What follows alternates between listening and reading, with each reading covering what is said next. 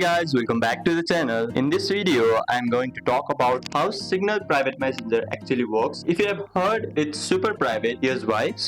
I will talk about why it is very famous among the youngsters. First, Signal Private Messenger uses something called end-to-end encryption. That means only you and the person you are chatting with can read or hear the messages, not Signal, not your phone company, not even hackers. Every messages, calls, photos or videos you send is scrambled into code before it leaves your phone, and only the receiver device can unlock it. So it is a very powerful software that handles all these tasks of Signal Private Messenger. Signal Private Messenger doesn't collect your chat history or store your messages in their servers. Everything stays on your device. So once you delete your account, it stays permanently deleted. That is the proof of everything staying on your device. Plus, you can use features like disappearing messages, pin lock, and screen security for extra privacy. If you feel like someone is invading your privacy through your own phone, you can use these techniques. And so in short, Signal works by protecting your messages with strong encryption and keeping your data safe. If you care about privacy, this is the app for you. Don't you forget to like, subscribe, and stay tuned for more Signal tutorials. Thank you for watching, and I'll see you on the next one.